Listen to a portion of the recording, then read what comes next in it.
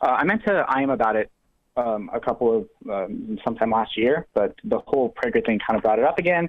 It's kind of a small thing about like responsible language, and I was wondering if you guys were familiar with the etymology of the word pariah. No. So basically, like, the word pariah actually comes from a South Indian, like, so-called untouchable caste called the Pariah caste. And I've actually heard a lot of, like, folks, and I am Indian, and I've heard a lot of folks in, like, the Indian leftist community talk about how commonplace it is to, like, use the term.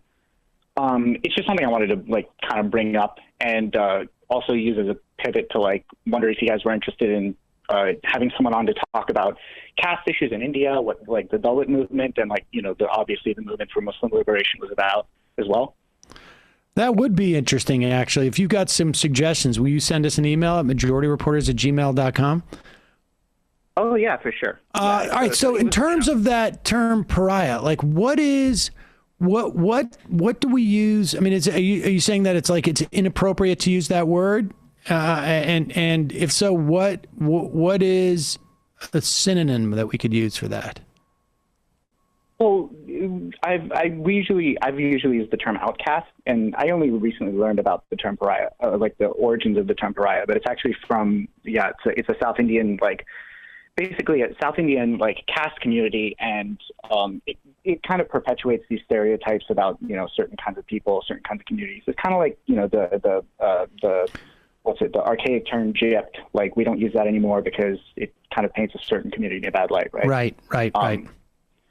Yeah, so like outcast tends to be like, you know, though outcast might also refer to the same kind of dynamic without necessarily throwing a specific community under the bus rather than talk about the dynamic itself, right? Yeah. I mean, I'm definitely open and sympathetic to that term being problematic. I wonder if there's not a better synonym. But outcast doesn't quite, I mean, because it implies that you've actually been cast out as opposed to, I guess, using caste. It's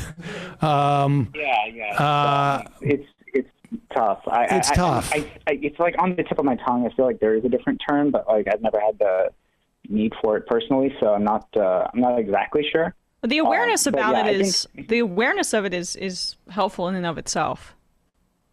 Oh, for sure. And I think caste issues are like generally a really interesting and important topic.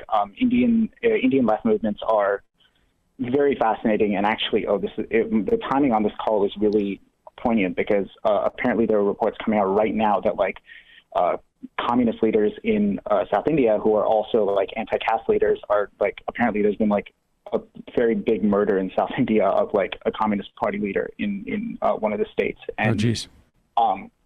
Yeah, it's the Indian leftist movement is a very poignant thing to study, and there's a specific movement that I think is based out of New York called Equality Labs, and they're very much dedicated to the fight against generally Hindu supremacy and the whole notion of Hindu nationalism.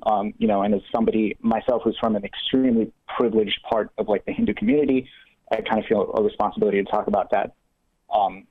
So yeah, Equality Labs is the name of the organization. I'll send you an email about that.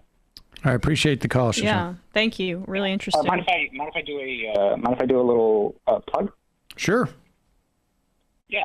So on Twitch, I'm Shantastic93. I love to talk about these issues specifically because it's kind of my niche. I also talk a lot about policy, economics, and healthcare. So yeah, Shantastic93 on Twitch or on YouTube. You said plug, and I thought you said pun, and I was excited about the pun, but now I'm even more excited about the plug. Shantastic93. Appreciate the call, Shashank. All right, thanks so much. All right, bye-bye.